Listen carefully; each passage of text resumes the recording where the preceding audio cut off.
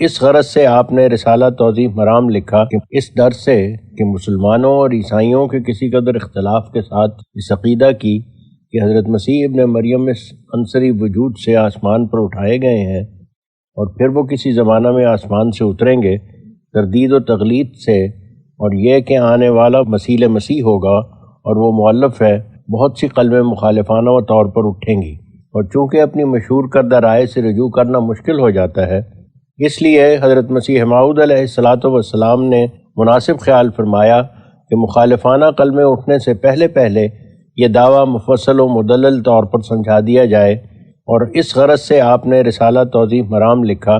جس کے آخر میں زیر عنوان اطلاع و خدمت علماء اسلام اعلان فرمایا۔ یہ حضرت مسیح علیہ السلام کے الفاظ ہیں۔ جو کچھ اس عاجز نے مسیح کے بارے میں لکھا ہے، یہ مضمون متفرق طور پر 3 رسالوں میں درج ہے، یعنی فتح اسلام اور توضیح مرام اور ازالہ اوہام میں۔ پس مناسب ہے کہ جب تک کوئی صاحب ان تینوں رسالوں کو غور سے نہ دیکھ لیں، تب تک کسی مخالفانہ رائے ظاہر کرنے کے لیے جلدی نہ کریں۔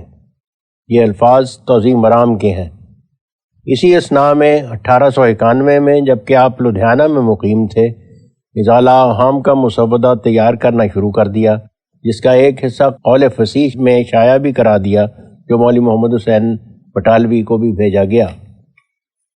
ازالہ اوہام میں آپ نے قرآن مجید اور احادیث صحیحہ سے مسئلہ وفات مسیح پر سیر کن بحث کی، اور لفظ نزول اور توفی اور رفع اور خروج دجال کی حقیقت بیان کی،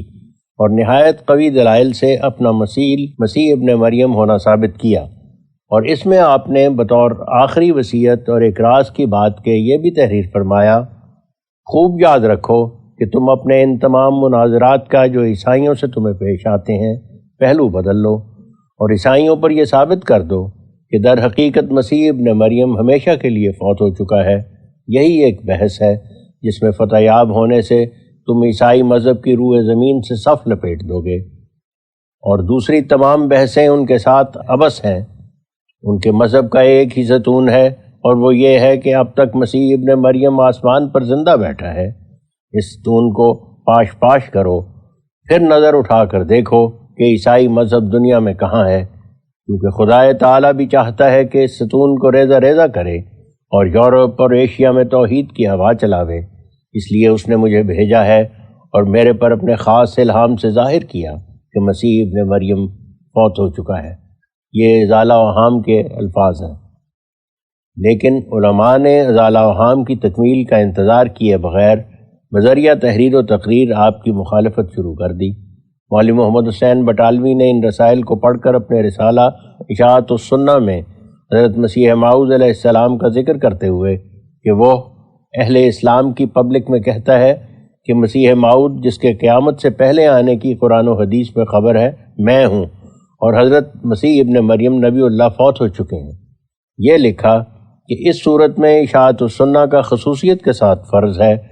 کہ وہ اس فتنہ کو روکے اور جملہ مضامین سابقہ کو چھوڑ کر بہمتاً اس کے دعاوی کے رد کے درپے ہو، اس کے اصول باطلہ کا ابطال کرے اور اصول حقہ اسلامیہ کی حمایت عمل میں لاوے، اس کی موجودہ جماعت و جمعیت کو تتر بتر کرنے میں کوشش کرے، اور آئندہ مسلمانوں خصوصاً اہل حدیث کو جن کا یہ خادم ہے اس جماعت میں داخل ہونے سے بچاوے۔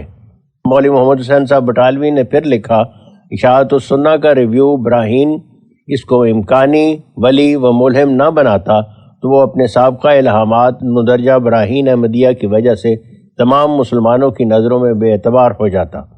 صرف اشاعت السنہ کے ریویو نے فرقہ اہل حدیث اور اپنے خریداروں کے خیال میں اس کے الہام و ولایت کا مکان جما رکھا اور اس کو حامی اسلام بنا رکھا تھا۔